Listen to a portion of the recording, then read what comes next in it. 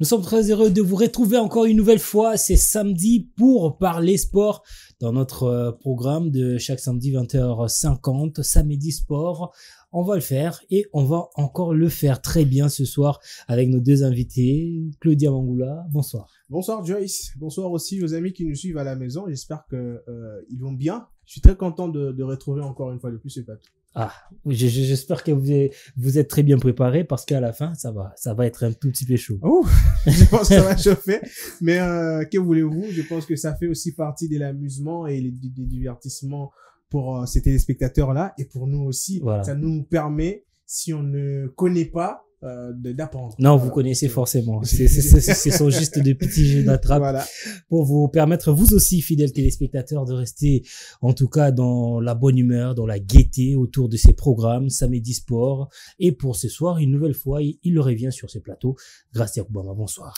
Bonsoir Joyce, bonsoir à Claudia Bonsoir, et bonsoir à tous ceux qui nous suivent en ce moment. Vous êtes prête? Prêt plutôt? Ouais, je suis prêt comme d'habitude. Si, je n'étais pas prêt, j'allais même pas venir, donc vous comprenez. Et on est là pour ça, c'est notre travail.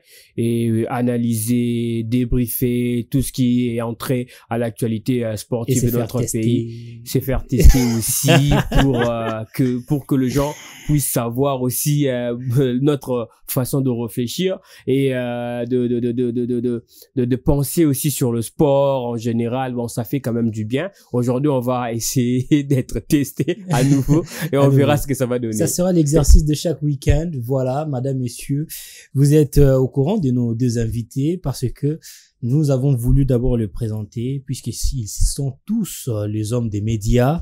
On a fait un mixage, un brassage des sujets pour parler du sport et de la responsabilité de la presse par rapport aux dégringolades. Raison pour laquelle nous avons formulé notre premier thème de ce soir, comme celui-ci, la descente aux enfers du sport en République démocratique du Congo. La presse a sa part de responsabilité. On va d'abord débattre sur ces sujets et ensuite on va parler du Daring Club Motema Pembe dans cette phase de play down. On va parler de problèmes qui gangrènent au sein de cette formation du Daring Club Motema Pembe. On va vous parler un peu de tout à travers cette émission. On commence avec notre premier sujet de la soirée à travers cet état des lieux. On se retrouve tout juste après. Les disciplines sportives en RDC sont en état piteux et nul ne peut le contredire. Partons du sport roi qui est le football, passons par la boxe, le basketball, volleyball et autres, aucune indication nous renvoie des signaux d'une lueur d'espoir. Si les acteurs, directeurs dans la gestion et ces entités ont depuis plusieurs années échoué, que fait la presse pour remonter l'image de chaque discipline? Pensez-vous que les médias sont aussi à la base de cette descente aux enfers? Et réfléchissons. Et voilà, nous sommes de retour sur ces plateaux et nous allons très bien commencer notre émission ce soir avec le premier sujet, la descente aux enfers du sport en République démocratique du Congo. La presse a sa part de responsabilité. Messieurs, Claudia, on va dire qu'aujourd'hui, la presse est réellement à la base de ce que nous vivons aujourd'hui à travers le sport. On va pas dire parce qu'il y a un ministre des Sports qui fait journaliste, mais aussi les journalistes, eux, ne font pas peut-être leur travail, ne prennent pas au sérieux leur statut de quatrième pouvoir pour organiser les choses, orienter les choses, emmener les choses vers le bon train. On sent de plus en plus le sport en RDC descendre aux enfers. Oui, je pense que je ne dirais pas seulement que ce sont les journalistes, mais aussi tout le monde. Je dis que tout le monde a sa part de responsabilité. Aujourd'hui, on prend seulement l'accent des journalistes. Même demain, on va prendre peut-être les dirigeants. Ils peuvent se dire, nous, on est de la presse. Ils peuvent se dire qu'on est là pour tirer sur une partie, mais il faudrait savoir que dans ce fléau qui frappe évidemment le sport congolais depuis longtemps, je pense que l'homme de la presse a aussi sa part de responsabilité là-dessus. S'il faut faire par exemple une comparaison avec la presse d'ailleurs, même si la comparaison n'est pas raison, mais il faut toujours prendre des belles exemples ou des bons exemples pardon sur ceux qui sont exemplaires, si je peux le dire comme ça. Alors sous notre cieux, il y a une presse qui est critique, une presse qui propose des pistes, des solutions, une presse qui accompagne et une presse qui fait la promotion du football. Je vais rester par exemple dans le football, du sport en général. On a par exemple des presses tendancieuses comme Gazzetto dello, etc. Marca, Mundo. Vous voyez que il y a des presses catalanes, il y a des presses madrilènes. Mais lorsque le camp adverse, on peut le dire comme ça, fait bien son travail, il n'hésite pas en tout cas de le dire tout haut, parce que ça fait la promotion du sport du pays. Ils sont tendancieux, oui, quand il s'agit des guéguerres entre eux. Madrid achète un joueur du Barça et voilà, oui. Mais quand il faut vendre l'image du pays, ils sont sans pitié. En tout cas, on peut le dire que la presse anglaise, c'est la presse qui est sans pitié envers même les acteurs sportifs du pays. Elle est très tranchante, cette presse, mais quand même, lorsqu'il faut vendre, ils savent le vendre. Et c'est pas le cas avec nous. Je vais vous donner un petit exemple. Nous venons de jouer la CAN. Il y avait une presse qui était là-bas. Il y a eu un problème avec Mbemba et l'entraîneur Walid Regragui. La presse qui était là-bas, la presse congolaise, dites-nous qu'est-ce que cette presse a fait pour nous rapporter ne fût-ce que des rumeurs de ce que Walid lui a dit à Chancel Mbemba. Ne fût-ce que des rumeurs. Parce qu'une rumeur peut aussi être une information si elle est présentée comme rumeur. C'est-à-dire que il paraîtrait que l'entraîneur lui a dit ceci. Cette presse qui était là n'a rien dit. On était tous ici. On a eu des confusions d'ailleurs avec la même équipe qui est partie, qui nous ont rapporté des choses telles que les matchs est décalé d'1 heure alors qu'il fallait prendre en compte les décalages horaires.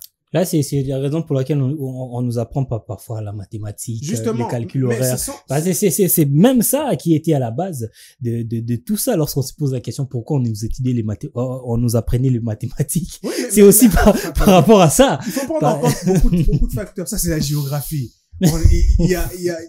Oui, les décalages horaires. On sait que quand ça va de l'est vers, on sait ça. Nous, on est dans +1. Donc, on sait beaucoup de choses. Ce sont des trucs basiques. Alors que la presse, elle est censée éclairer l'opinion. Il y avait une confusion. Vous étiez en Côte d'Ivoire. Je pense qu'on vous a aussi contacté pour avoir les précisions. Il y avait une confusion totale ici. Quand vous dites à une personne que non, il y a un décalage horaire, elle vous dit non, il y a une personne qui est là-bas qui m'a dit, et moi je me fie à cette personne. Finalement, résultat, nous tous on a regardé les matchs à l'heure prévue. Mais il y avait une presse qui pouvait éclaircir. Ce n'est pas que je suis en train de pointer du doigt, mais je donne juste un exemple où la presse est passée à côté au fait de sa mission. Et s'il faudrait revenir et parler du sport congolais, aujourd'hui on a des presses où les agents de la presse eux-mêmes sont dans telle équipe, celui-ci est communicateur de telle équipe. Oui, ça arrive, on le voit sous d'autres cieux. Mais après, comment est-ce que vous faites, par exemple, pour vous auto-juger, ou vous jugez vous-même? Vous jugez, par exemple, votre façon de communiquer comment? Comment est-ce que les autres appréhendent votre façon de faire? Quand je parle de je parle de vous et votre équipe. Il y a 10 morts ou 2 morts, par exemple, après un match, un derby, etc. Et vous, parce que vous êtes de la presse et vous êtes aussi attaché à ces clubs, vous essayez de démentir. Mais ça se fait pas comme ça. On a vu 2 morts. Oui, mais ayez une façon de communiquer ça. J'aimais beaucoup. Moi, je pense que c'est un bel exemple d'un homme de la presse qui savait mentir, mais Mobutu. Mobutu, je vous dis, c'est dans la presse, il m'a beaucoup tiqué. Ses réponses et tout ce qu'il avait dans des circonstances brutales, par exemple, il peut aller dans une réception. Une télévision française lui pose une question pertinente. La question, elle est là. Les faits se sont déroulés. Mais il répond carrément que je suis là pour une fête. Il n'aimant pas. Vous voyez? Voilà. Donc, il essaye de garder les contextes, répondre par rapport au contexte. Rester dans le contexte. C'est-à-dire que ici, on a des problèmes depuis longtemps. S'il faut parler de la Luna Foot, par exemple, on a eu des problèmes de transport. Jamais on a vu une presse, par exemple, faire l'étude de ces dossiers et dire pour que les choses se passent mieux demain, il faudra nous proposons que, voilà. Non, c'est toujours, la Lina Foot n'arrive pas à s'organiser. La Lina Foot a failli. Oui, mais il faudrait accompagner. Ce sont les mêmes organisations qui vous donnent des accréditations. Ce n'est pas non plus pour que vous participez seulement au match.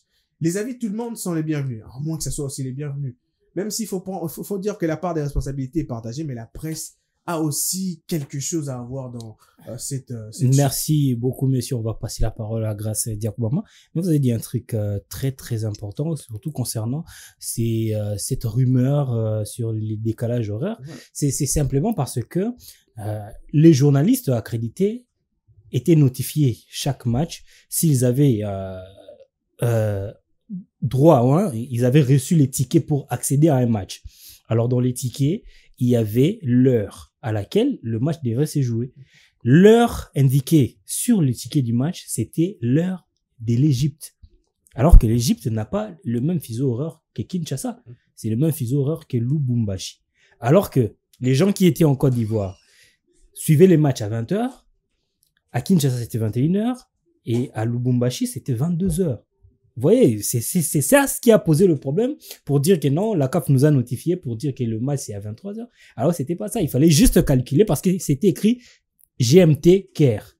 C'était juste une question de ça. Merci beaucoup monsieur d'épingler cela. Grâce à Obama, on va dire qu'aujourd'hui, nous qui représentons la nouvelle génération de la presse sportive, nous sommes nous descendons dans la médiocrité. Nous n'aidons pas le sport en RDC. Ceux qui sont venus avant nous ont pris de l'âge, on va le dire comme ça, parce que à la Coupe d'Afrique des Nations, on a vu, c'était le jeune journaliste qui était en grand nombre. Lors des Jeux de la francophonie, c'était les jeunes journalistes. Lors des récents Jeux africains, il y avait des jeunes journalistes qui étaient en grand nombre. On va dire que cette génération est une génération, et passez-moi les termes, à bâcler et n'aide pas le sport. Pour ne pas emprunter vos mots, moi je pense que, comme Claudia l'a dit, on a une part de responsabilité en ce qui concerne aujourd'hui la descente aux enfers de notre sport. Et le football, le basket, volley et autres. C'est le judo, le judo, karaté. On ne verra jamais des journalistes y aller. Récemment, on ne fait même pas la promotion. On était avec vous, hein, au niveau de volley. On était avec vous, vous avez vu. On a fait même quelques matchs de basketball, la Super Coupe. Il y avait combien? Il n'y avait pas d'engouement en fait. Pas d'engouement au niveau d'abord de la presse et aussi au niveau du public. Parce que déjà, lorsque la presse ne connaît pas le programme, je ne pense pas que ceux qui sont à la maison vont connaître. Mais moi, je vais rester beaucoup plus en ce qui concerne le professionnalisme. Ce métier, il faut être d'abord professionnel pour le faire et pour le faire aussi très bien. Aujourd'hui, il y a moins qui sont professionnels dans leur façon de faire. On est aujourd'hui dans un stade où beaucoup de journalistes ont leur camp. Et lorsque vous avez vos camps, c'est difficile pour être très professionnel. Et lorsque vous avez votre camp, je pense que Claudia l'a dit avant moi, il y a certains journalistes qui travaillent même comme de chargés de communication dans des clubs. Mais les professionnalismes s'imposent, c'est-à-dire lorsque on va essayer de critiquer les aigles, par exemple, je salue mon confrère Patient Chaba qui gère la communication de cette formation. Il est fait très bien aujourd'hui. Tout le monde peut applaudir cette équipe dans ce qu'il fait sur les réseaux sociaux et même dans certaines rues de Kinshasa. On voit même les affiches de cette formation. Mais par exemple, on invite un certain patient ici pour nous expliquer de les aigles. Il va nous dire tout ce qui est bon. Il pourrait être là déjà dès son retour de Lubumbashi. Il va nous dire ça. Ici, mais est-ce que patient va essayer de critiquer maintenant ce qu'est fait les aigles? Je pense pas. Raison pour laquelle, négativement les aigles, je pense pas. Raison pour laquelle on nous dit pour être professionnel, lorsque aujourd'hui, grâce à Diakoubama est chargé de communication de tel club, il laisse carrément, on peut dire que la mise en disponibilité, quelque chose comme ça. Il prend un congé. Voilà. Il prend un congé et il se concentre dans ce qu'on dit que chargé de communication. C'est ça le professionnalisme. Maintenant, aujourd'hui, nous, on essaie de combiner tout. Regardez, par exemple, je n'ai rien contre mes amis qui sont au niveau du ministère de Sport, mais essayons quand même de voir ce qui se passe là-bas. Il y a un problème du professionnalisme, criant même. Regardez, on finit la CAN pour venir nous dire ce qui s'est passé au niveau de la CAN, mais on est là pour vanter ce qu'il a fait le ministre des Sports. Est-ce qu'ailleurs, peut-être en France, on peut faire cela? Qui connaît le ministre des Sports de la France ici? Moi, mais bon. Non, mais pourquoi on veut mettre les gens en avant-plan alors qu'il y a des acteurs qui ont fait une compétition, qui méritent nos respects, qui méritent beaucoup et que le peuple congolais doit porter sur leur cœur. Mais nous, on nous présente le ministre des Sports, c'est lui qui a permis à la RDC d'arriver à cette étape-là de quatrième. Et on oublie qu'avant lui, il y avait des gens qui ont fait cela. C'est ça le professionnalisme. Est-ce qu'aujourd'hui, on a cette facilité-là d'accepter les critiques négatives, même au niveau du ministère des Sports? Je reste là. D'abord, j'ai été étonné de voir un confrère passer à la télé et venir défendre le ministre des Sports. Mais lorsqu'on vous prend, c'est pas aussi mauvais. C'est pas aussi mauvais, c'est pas aussi mauvais, mais moi, j'estime que lorsqu'on est aux affaires, on doit subir le coup. C'est-à-dire, le critique positive et négative. Nous, on est là pour écouter. Cet esprit d'écoute-là va nous aider à faire mieux. Mais je ne pense pas qu'on doit toujours être là à la télé pour venir défendre le ministre des Sports. Alors que la seule défense d'un ministre des Sports, c'est son travail sur le terrain. C'est ça ce qui va parler à sa place. C'est ce qui va essayer quand même de donner une nouvelle façon de voir les choses aux gens. Mais le professionnalisme manque avec beaucoup de journalistes congolais. Moi, je vais essayer aussi d'aller un peu plus loin. Même ceux qui nous suivent à la maison, c'est aussi ça. Le professionnalisme au niveau du public, par exemple, peut-être aussi les dirigeants sportifs. Si tu y es avec lui comme ami, c'est autre chose. Mais quand tu passes à la télé, le journaliste n'a pas d'amis. Tu peux critiquer cette équipe-là négativement. Mais lorsque ces dirigeants-là, en tant que Joyce, étaient passés à la télé pour critiquer mon équipe, alors que Joyce, c'est mon ami, tu es mal barré, carrément. Et ça va aussi d'un autre camp lorsqu'on bascule côté fan. Tu vas entendre en entrant au stade, on te dit, yo des grâces, on est dans la TV, yo critique l'équipe, n'est pas fort. Donc, même ceux qui nous suivent, ils ont du mal à séparer cela, à comprendre certaines choses. Mais moi, je pense que dans ce métier, comme Claudia l'a dit, on est là pour proposer des solutions et non faire ce qu'on fait qui n'aide pas le sport, Ça n'aide pas le sport. Aujourd'hui, on est au culte de personnalité. Ça aide le sport en quoi?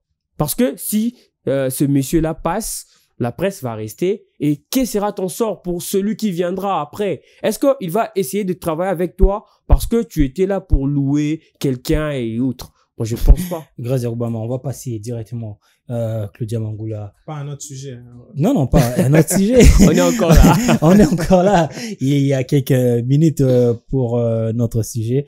Le premier sujet, bien sûr, on va dire, qu'est-ce qui doit se faire? Qu'est-ce qui doit se faire concrètement? Est-ce qu'on doit changer de tête?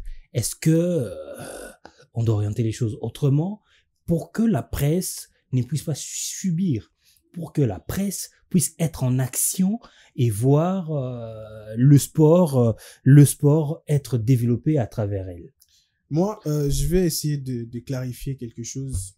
J'ai tout à l'heure là parlé des tendances dans la presse. Ça existe. Sachez que ça existe. J'ai fait cette remarque-là lorsque j'ai lu, par exemple, nos amis de l'Est de la République démocratique du Congo ou le Katangé. Lorsque vous écoutez, excusez-moi de dire Katangé, hein, ceux qui habitent cette région, les journalistes, lorsque vous écoutez leurs textes sur un résumé de football et vous prenez la même chose, vous ramenez ici à Kinshasa, vous comparez, vous comprendrez qu'ils ont... Vous voulez dire que on est dans une génération où il n'y a pas de bons journalistes? Non, je ne dis pas que c'est mauvais. La majorité ne sont pas bons. Il y a une façon de faire. La majorité n'est pas bonne. Il y a une façon de faire selon les régions. Donc, là-bas, par exemple, ils ont tendance à citer les noms des gens en entier, du début jusqu'à la fin. Jacques Kiaboula, Katoué, et Ngita, donc ils vont jusqu'à la fin. Ici, par exemple, on se limite, par exemple, à dire que le nom et le post-nom, alors que sous d'autres sites, peut-être le prénom et le nom. Vous voyez que c'est une façon de faire différente. Et aussi, si vous comprenez ou vous prenez, par exemple, un match Mazembe Veil Club, traité par un média de Kinshasa et traité par un média louchois, vous comprendrez qu'il y a quand même une certaine tendance pour un média louchois, une tendance vers Mazembe, vers Veil Club aussi. Mais on le fait avec beaucoup de professionnels. Oui, c'est ce que je voulais souligner. Je pense que c'est normal. Mais c'est normal lorsque on est professionnel tel que vous l'avez dit, on prend soin de respecter les règles journalistiques, tout en étant aussi, on sait que chacun d'entre nous a ses préférences. Comme nous sommes là, vous êtes de Barcelone, voilà. Mais lorsque vous traitez quelque chose de Barcelone et que vous sentez que Barcelone était piteux, vous pouvez quand même le dire, mais après, on sait que vous êtes de Barcelone. Alors, cette impartialité, objectivité, c'est les termes qu'il fallait. C'est ce qui manque, au fait, à la presse. Et je pense que ce qu'on doit faire réellement, c'est de créer des structures vraies. Je vais dire vraies parce qu'il y a déjà des structures, mais jusque-là, on ne voit vraiment pas le rapport. Les structures des journalistes sont là, peut-être parce qu'on a arrêté quelqu'un, il faut revendiquer, signer un mémo. Ou parce qu'il faut voyager, il faut faire des listes. Oui, mais après, je pense qu'il faut aussi travailler sur le fond. Il faut travailler sur le fond. Il y a certaines choses, on a vu des directs, par exemple, que nos amis, nos confrères font à l'extérieur du pays, lorsqu'ils quittent pour nous ramener quelque chose. Et on voit rien. J'étais étonné, par exemple, de voir récemment, il y avait, je crois que les années qui sont passées, il y avait la CAN basket sous fauteuil, quelque chose comme ça. Et l'État a envoyé à accréditer des journalistes qui sont partis, mais on n'avait pas l'information. C'est-à-dire que les matchs s'est joué un jour après. C'était un grand souci. Ouais, un jour après. Donc, chaque jour. Chaque jour. En fait. Ça s'est enchaîné 3 jours, quelque chose comme ça. Et c'était à 10h du jour du deuxième match qu'on avait peut-être un petit chapeau de ce qui s'est passé au premier match. D'un journaliste là-bas. C'est-à-dire que ces journalistes peut-être peuvent aussi appartenir à une corporation. Je pense que ça revient aussi à cette corporation-là de l'aider. Ah, vous êtes parti, oui, mais pour aussi promouvoir notre structure, est-ce que tu peux nous faire un petit truc, voilà, et vous balancer d'abord dans la structure pour permettre à ceux qui sont dans la structure d'en bénéficier. Ce n'est pas mauvais. Mais après, on va balancer à d'autres. Vous pouvez faire on le voit sous d'autres cieux où un journaliste d'une autre chaîne fait un live et il a l'exclusivité. C'est tout le monde qui prend, qui les Exactement. Ce n'est pas mauvais. Je pense qu'il faut travailler sur le fond. Si vous n'êtes pas dans la structure, dans une structure quelconque, essayez de vous auto-former, de vous mettre à niveau. Toutes les compétitions ne se traitent pas de la même façon. Vous voyez? Et puis, il y a cette affaire de accréditer et voyager. Il faut être souple. Le sommeil à côté, il faut être rapide. On les dit souvent que les journalistes, quand il a une information qui est chaude, il doit être rapide pour les traiter, l'envoyer directement. Et aujourd'hui, on a des difficultés déjà pour avoir certaines images lorsque les choses concernent le pays. Et aussi, moi, je dirais que la majorité des journalistes travaillent pour eux-mêmes. Actuellement. Ils ne travaillent pas comme il le faut. Voilà. C'est ça le terme. On fait plus la promotion du sport, plus la promotion des médias, mais. Oui. Parce qu'on a découvert, on a vu des problèmes. Aujourd'hui, disons-nous la vérité, on est sur un 3 points potentiel sur le Soudan. Le Soudan.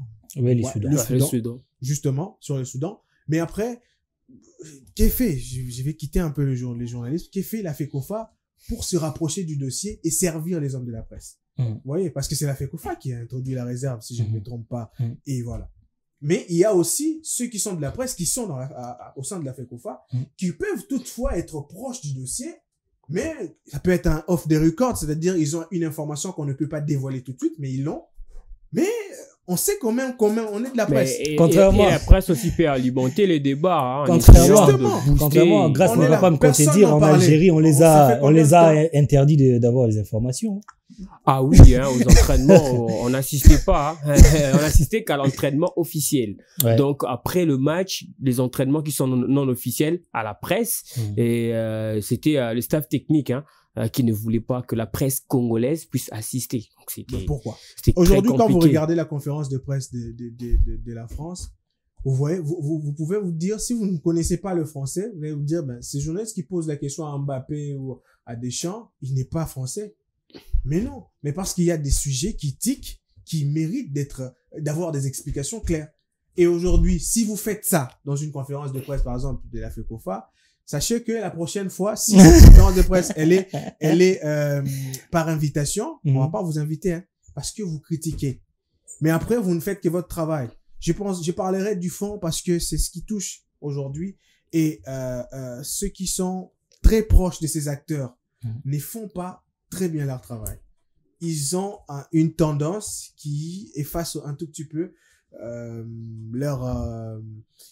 cette tendance ne leur permet pas de vendre toute liberté. Ils sont comme menottés et je pense que ça ne lave pas non plus et ça salit au fait leur image aussi de l'autre côté de la profession. Merci beaucoup, monsieur Claudia. On est obligé de passer. On a eu tout notre temps pour parler de ces premiers sujets. Je pense bien que vous avez eu assez d'arguments pour convaincre nos téléspectateurs qui nous suivent et peut-être, pourquoi pas, attirer l'attention de certains journalistes, hommes de médias, de pouvoir revenir. On ne dit pas que c'est tout le monde qui fait mal son travail, mais c'est juste un constat. C'est ça ce qui nous a poussé à choisir ces thèmes. Pour ce soir, on va prendre le deuxième sujet de la soirée. Daring Club Motema Pembe mal barré pour le playdown.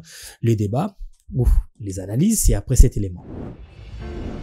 Quelques mois seulement séparent la prise des fonctions du président par Paul Kasembele et les risques de son éjection à la tête du DSMP. Oui, l'administration du club vert et blanc de la capitale est dans les manœuvres pour écarter Kasembele, comme ce fut le cas pour d'autres présidents. En situation difficile avant le coup d'envoi du playdown, DSMP est frappé d'interdiction de recrutement par la FIFA.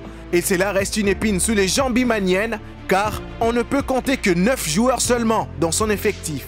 Après son voyage vers l'Europe, le président de la coordination revient bec des bonnes nouvelles. Seront-elles suffisantes pour sortir DSMP du gouffre? Réfléchissons. Allez, sommes des retours sur ces plateaux. On va continuer avec notre émission ce soir. Samedi Sport, grâce Diagoubama, Claudia, Mangoula sont sur notre plateau pour parler. On a déjà épuisé notre premier sujet de la soirée. On va prendre le deuxième, Playdown. On ne connaît pas d'ailleurs la date du début. On ne sait pas si ça va se jouer. J'ai quand même une information. Hein. Ça va se jouer peut-être après, au cours de la phase retour de playoff. Et après, il y aura seulement une manche unique. Avec 5 équipes, quelque chose comme ça. Manche unique, ça veut dire quoi? Manche unique. Il n'y a pas d'aller-retour. Pas d'aller-retour. Donc, on va. Ça veut dire, ça va se jouer dans un site. Ouais. Mais dans un site à manche unique. Donc, pas d'aller, pas de retour. Ah, ok. On comprend. Mais pour le Daring Club Motema Pembe, ça chauffe, puisque déjà là, le président de coordination, Paul Kasembele, est sur une chaise éjectable, comme on aime les dire dans le langage journalistique.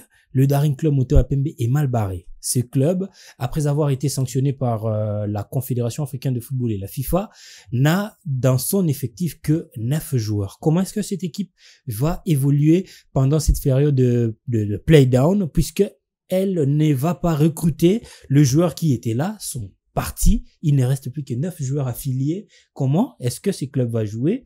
Les solutions, on ne sait pas où la trouver. Les administrateurs du club, ils préfèrent la solution de éjecter le président Paul Kasembele afin de trouver une autre solution, un autre dirigeant pour décanter la situation.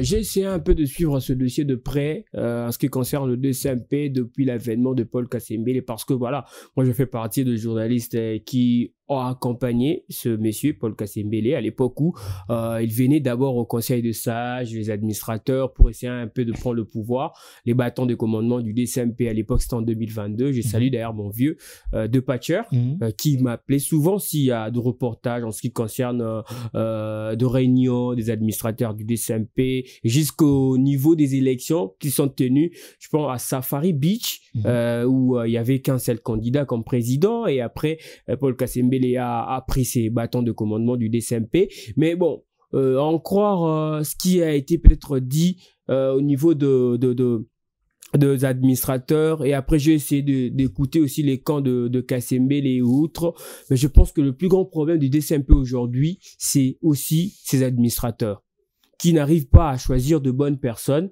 pour essayer quand même de conduire cette équipe du Daring Club Motema Pembe. Et on va essayer de compter depuis 2014, après la scission entre Renaissance et DSMP. Daring a eu quand même de dirigeants qui avaient de moyens. Il y a Ingobila par le passé. Il y avait eu Obeminaku aussi qui était là. Mousmayo, Hassan. Il y a eu même il y a certains Français qui sont passés. Les Garda. Voilà. Je me suis pas trompé. Henri Legarda. Il y a Vidier Chimanga aujourd'hui qui fait quand même quelque chose de bien avec la formation des Aigles qui est son équipe à lui. Mais il était passé par le Daring Club Motema Pembe comme étant président du club. On connaît aussi la suite. Il a été 2 fois président de la section foot à l'époque avec Moussa, je crois avec Max Mayaka. Et après, avec Max Mayaka et après avec, je crois, Obamina quelque chose comme ça. Il n'y avait pas de président de coordination. On voyait que le président et après, il a pris le bâton comme président de coordination. On a vu comment ça a tourné. À la fin, on connaît tous. Et après, aujourd'hui, c'est Paul Kasembele qui arrive à la tête du DCMP.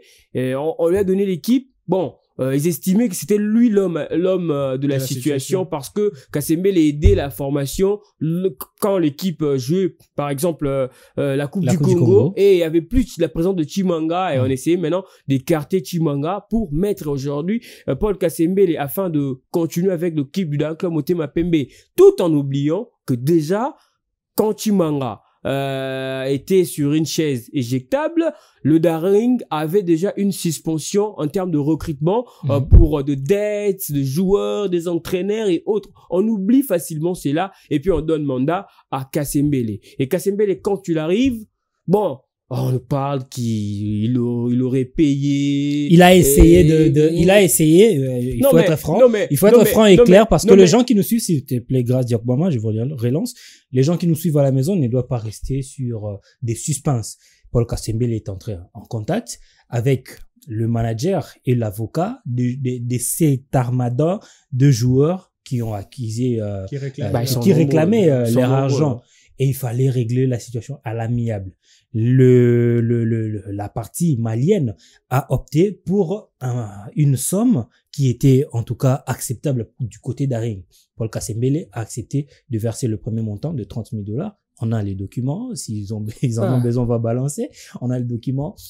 Et après, on n'a pas compris le processus n'est pas arrivé à son terme. Et actuellement, c'est le actuel secrétaire qui est rentré en contact avec la partie malienne pour renégocier afin de trouver une solution à ces problèmes. Voilà. Bon, moi je connais beaucoup qui n'ont rien perçu à l'image de Isaac Ngata. Ouais, c'est aussi ça. Ouais. Il y a beaucoup de on dit créances. Voilà, tout ça là. Avec le Daring Club Motema Pembe. Donc, moi, je vais dire qu'il n'y a pas eu une étude de fond au niveau du conseil des sages, les administrateurs du club. Parce que une équipe comme le DCMP, est-ce que au jour d'aujourd'hui, on peut vraiment venir sur ce plateau pour parler de problèmes au sein de cette équipe? On aurait peut-être parlé du Daring Club Motema Pembe qui nous sort de jeunes joueurs qui sont de talentueux et qui aident cette formation à aller de l'avant. Mais bon, je sais pas. Chaque dirigeant, quand il arrive, il essaye quand même de faire ce qu'il veut, que son nom soit cité un peu plus partout. On appelle Innov, on appelle telle chaîne. Il y a une conférence de presse, on essaye de balancer les images. Il y a des projets qui ne manquent jamais. Et après, il n'y a pas une faisabilité. C'est-à-dire que avant que ces administrateurs-là puissent mettre quelqu'un à la tête d'une équipe, ils doivent d'abord connaître le projet et puis le budget que tu vas mettre au sein de cette formation. Aujourd'hui, le Daring, comme on l'a dit ici, n'a que 9 joueurs pour participer à cette phase de play-down. C'est aberrant, c'est anormal pour une grande formation qui a une histoire dans ce pays et on se retrouve comme ça, presque à la rue. Grâce à presque à la rue. Un peu de temps. Avec l'entraîneur. Il fallait que je puisse chuter, mais chuter rapidement. Que Claudia parle. Vous n'aurez pas un deuxième temps de parole puisque nous tendons déjà vers la fin. Chuter rapidement. Je chute rapidement pour clore ce dossier. Moi, je dirais plutôt pour emprunter aussi les mots de mon ami Deo Matumona. Rendons nos équipes fortes. En lieu et place de mettre les hommes forts. Parce que les hommes forts, on en connaît beaucoup dans ce pays. Il y a un certain Jonas Mukamba qui a donné au Daring Club Motema Pembe l'unique coupe des interclubs de la CAF en 94. Aujourd'hui, on parle de lui. Mais quel est aujourd'hui l'état du club? comme le DCMP qui a gagné la coupe de la Confédération à l'époque, la coupe de vainqueurs. Voilà. C'est ça, en fait. Rendons cette équipe-là forte. Parce que s'il n'y a pas de projet, aujourd'hui, on va toujours compter des présidents en président. On va écarter. Kasembele, il va partir, oui, parce que c'est pas son équipe. L'équipe va rester, les administrateurs seront encore là. Il y aura quelqu'un qui va venir avec ses moyens pour essayer de rouler encore ces administrateurs-là. Et après, on va lui donner mandat. Et on va toujours tourner à rond. Chimanga avait des moyens. Chimanga donnait des véhicules aux joueurs. Chimanga avait tout pour réussir avec le DCMP. Pourquoi ça n'a pas marché avec lui? Donc, essayons quand même de faire une étude de fond pour rendre cette équipe-là très forte parce que le Daring mérite mieux. Le Daring ne mérite pas ça, ce que nous voyons. Est-ce que le Daring pouvait se faire retirer une licence pour participer à la Coupe de la Confédération? Même si on rentre au pays, le Daring a été suspendu pour un dossier de Mirakalonji très mal géré, un dossier administratif très mal géré en termes de transfert pour une grande équipe comme ça. C'est ça d'ailleurs, je vais dire ça Lingala pour dire que Jalelo et ça ne résout pas certains problèmes. Oko bando ça Jalelo bandalelo tilobi, ce qui n'a niveau administratif. Voilà bah problème et kangi au Jalelo. Et voir la ligne de communicatrice, je sais pas, de cette formation, mettre sa main pour dire que si la FECOFA ou la LINAFOOT tranche en défaveur du DCMP, venez me couper la main. Je sais pas. On va chercher ça. On va chercher sa main. Claudia, je vais vous donner 3 minutes pour ne pas souffrir pendant la fin de notre émission. Est-ce que vous connaissez le nom de l'entraîneur du Daring? Oui, Mbiyavanga, c'est celui qui a remplacé Kodjen qui est parti Mbiyavanga, maestro. Au Congo-Brazza. Ouais, c'est quelqu'un qui se bat avec son cœur pour le Daring Club Moté APMB. Il cherche de part et d'autre à trouver des athlètes pour pouvoir renforcer cette équipe en difficulté d'ailleurs parce que l'équipe n'a pas ça, il faut le dire clairement, Daring a fait plus de 3 mois que l'équipe n'a pas livré un match amical parce que il n'y a pas de moyen de louer même un terrain de foot pour livrer un match de football à la hauteur du Daring Club Moté. Ça, c'est aussi un problème. Vous avez 3 minutes. Une fois, j'ai entendu les propos de Vidi Chimanga qui parlait de coûts, le coût, l'argent qu'il fallait dépenser lorsque l'équipe va juste s'entraîner. Il a sorti des chiffres qu'il fallait, qui nécessitait en tout cas le fait de se remettre en question. Est-ce que l'administration, tel que vous l'avez dit, réfléchit sur le fait que les clubs deviennent autonomes? En fait, les clubs ne dépendent pas de la poche de quelqu'un. Est-ce que c'est le cas? Si c'est le cas, ils ne compteraient pas sur la poche de ces personnes qui sont nommées à chaque fois. Le problème qu'on reproche à toutes ces personnes qui viennent sur cette chaise et qui partent, c'est quoi? C'est l'argent. Il n'a pas d'argent, mais au début, c'est pas le cas. Au début, on a fondé notre confiance sur telle personne. On les voit dans des réunions, dans les colloques, tout ce qu'ils font avec les supporters. Et après, c'est l'éloge de cette personne. Voilà. Le premier ou le début, c'est toujours comme ça. Mais après, lorsque vous perdez face à un club et l'équipe fait un peu de nul et qu'il y a un petit problème, c'est cette même personne qui sortait son argent qui est maintenant le diable en personne. Qui est combattu par ceux qui l'ont mis, qui l'ont l'équipe du Daring Club Moté APMB a un problème de vision aujourd'hui. Il ne sait pas ce qu'il vise avec les nominations et les élections qui se succèdent. On a vu les équipes comme le Football Club Saint-Ola-le-Foucault, excusez-moi de citer cette formation, bien que aujourd'hui elle est tenue vous avez raison de citer. Aujourd'hui, elle est aussi tenue par un homme, parce que c'est ce que je suis en train de reprocher dans un camp, mais il y a quand même une vision derrière. Il y a quand même un comité aussi qui a voté. On se souviendra de Beveradji, je crois, si je ne me trompe pas, qui a été éjecté, déchu, voilà. Et après, ils ont fondé leur confiance sur une personne qui, jusque-là, on voit le résultat. Il y a un projet qui, en tout cas, on peut le dire, qui marche jusque-là. Ils jouent la Coupe de la Confédération de la CAF. Ils ont moins de tension chez Lupopo, moins de tension chez Mazembe, moins d'agitation chez on a vu Mazembe à un certain moment décider de ne plus recruter des joueurs XXL en Afrique, etc. Piocher dans leur école de foot. Ça n'a pas marché en Afrique, mais on a vu des Ben Molango et tout ça passer là. Et aujourd'hui, on sait ce qu'ils sont revenus. Donc, je pense que le CMP doit voir quel projet. Je crois que à court terme, c'est un peu long. Il faut avoir la patience déjà de choisir un projet et puis de prendre quelqu'un qui peut parfaire ce projet, au fait, permettre à ce que ce projet puisse voir le jour. Quel que soit le jour, la nuit, la tempête, tout ça. Et voilà. Il faut que l'équipe génère de l'argent. Ce n'est pas une personne. C'est pas une personne qui peut sortir de l'argent. Il y a le même problème qui s'est vissé du côté de V-Club. On reprochait à la dame de ne pas avoir beaucoup d'argent pour recruter certains joueurs ou des entraîneurs. Et voilà. Et aujourd'hui, on a quelqu'un. Aujourd'hui, ça va. Mais après-demain, ça sera lui le problème. Voilà.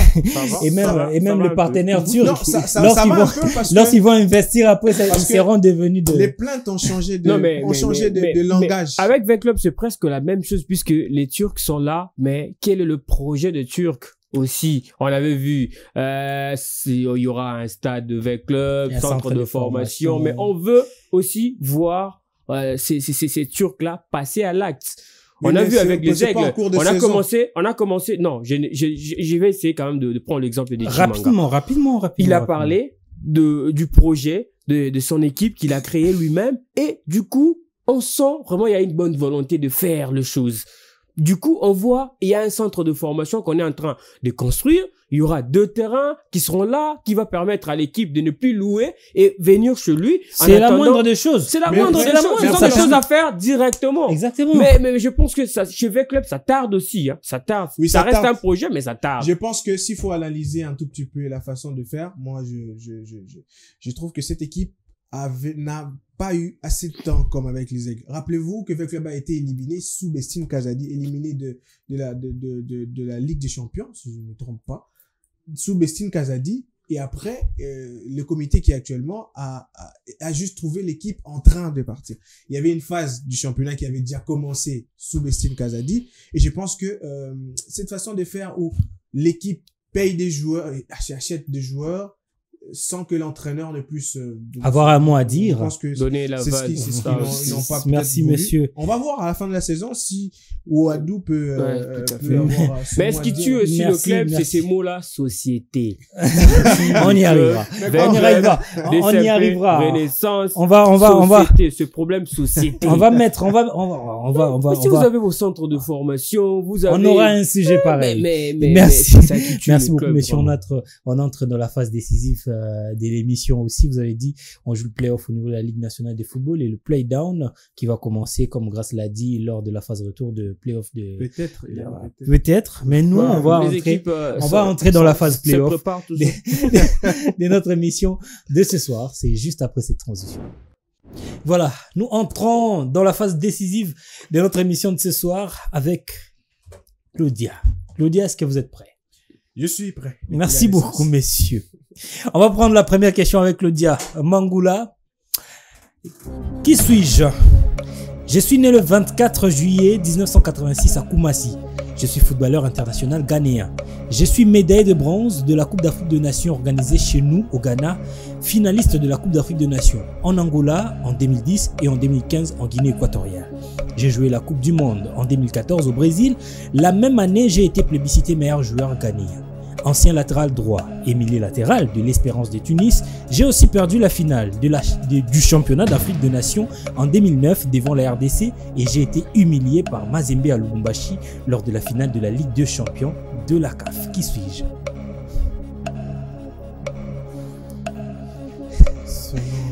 Vous laissez la main? Je laisse la main. Son nom m'a échappé. Harrison Afoul. Harrison Afoul. Je voulais dire Assou et Koto. Ça m'a échappé. Assou et Koto. Afoul. Harrison Afoul, international ghanéen. Vous comprenez que Claudia, déjà, ça... Grâce Diakoubama, vous êtes prêts? Ouais, on est là pour ça. On y va. Qui suis-je? Je suis footballeur international ghanéen et avant-centre historique d'un club. Meilleur buteur du championnat ghanéen en 2007 avec 14 buts. J'ai remporté le championnat de mon pays 4 ans plus tard et j'ai enchaîné avec un autre titre national l'année suivante avec l'Espérance de Tunis. Avant de m'envoler pour la Tunisie, j'ai été meilleur buteur de la Ligue des Champions de la CAF avec 12 buts devant Mohamed Aboutreika, Mbouana Ali Samanta et Mputu Trésor. Au passage, je suis le premier joueur étranger à réaliser un doublé au stade TP Mazembe et c'était le dimanche 22 juillet 2012 lors de la rencontre Mazembe-Berekum-Chelsea. Qui suis-je?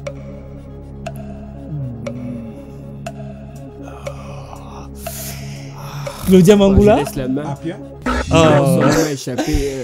Emmanuel Clotet, Voilà. l'avant-centre Ah de ouais. Berekum Chelsea. Je me rappelle à l'époque, Je vois. c'était d'ailleurs le premier match de Mazembe Mazembe. Dans les dans stades son de- entrée oui, de Cameroun. Voilà. j'imagine. Un doublé le de nom. Mputu Trésor. Le nom m'a échappé. Ah, La technique va nous aider Moi, avec. c'est juste ses le maillot débuts. qui me revient. Le maillot. c'était en 2012. Oui. En 2012. J'ai même précisé la date. Le 22 juillet. Oui, 2012. c'est seulement le nom qui m'a échappé. Je connais la personne. Moi, je connais les maillots. Emmanuel la couleur du Clotet. maillot. Et pour être un peu beaucoup plus franc, je vais pas dire précis, il joue actuellement au sein de Berekum Chelsea, club Ok. où il est revenu après Ah, avoir ok. parcouru plusieurs clubs au Ah. niveau international. Messieurs, Claudia Mangula, on revient vers vous. Je vais me racheter. Est-ce que vous êtes prêts? Encore. Qui suis-je? Je suis ancien gardien, mieux un artiste. J'ai laissé des traces et un style au sein du football congolais. Ancien du Daring Club Motema Pembe, j'ai remporté 2 Lina Foot et 2 Coupes du Congo avant de s'envoler pour l'Angola. Malgré ma brillante carrière, je n'ai jamais eu la chance de jouer longtemps avec l'équipe nationale de la RDC. En 2007, je suis revenu à Kinshasa avec une mission, celle d'éliminer le Daring Club Motema Pembe au profit de Benfica de Luanda en compagnie de mon compatriote Eric Bokanga. Qui suis-je? Pascal Kalemba. Ah, grâce. Je vais répondre sans vous regarder. Alain Kizamba. Kizamba. Ah, Kizamba, ben, c'est- Claudia, c'est pam pam pam pour la deuxième fois. On va prendre Grâce de Obama. Kizamba, mais On va c'est- voir si Grâce sera aussi en mesure de répondre. J'avais dit, c'était des questions taillées pour nos invités. Grâce, est-ce que vous êtes prêts? Ouais. Si vous échouez, ça sera un deuxième échec pour la soirée. Mais je me rattrape toujours, hein. On va voir. On va le voir. On va le voir. C'est une courte question qui va Voilà. vous aider à réfléchir rapidement et peut-être à tomber sur la bonne question. Qui suis-je? Je suis le gardien de but en activité. J'ai joué la Coupe d'Afrique des Nations et les CHAN avec l'équipe nationale de la RDC. Je suis passé par plusieurs clubs du pays dont Mazembe, Lupopo, Bazano et le Daring Club Motema Pembe. Mon passage chez Vita Club passe inaperçu et je suis le premier gardien de but de l'histoire Là, il de m'attend Renaissance. Oh, grâce Diakoubama n'a pas réussi, malheureusement. Continue. Fallait attendre jusqu'à la fin. Oh là là. Continue. Est-ce que vous avez une idée? C'est la fin. Qui Non, suis-je? j'ai pas entendu la fin. Je suis le Premier gardien de l'histoire du FC Renaissance du Congo. Manuel K. Il est K. Je reviens vers Grâce.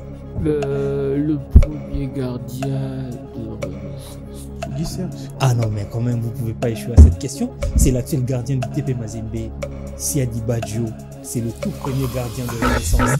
Renaissance du Congo, Al Hilal Omdurman du Soudan, au stade Tata Raphaël de la Quétule. L'image est là, vous pouvez le voir. Nzungu Siadi Mafwana, Badjo. Bangala Litombo, Juma Shabani, il y avait beaucoup de joueurs.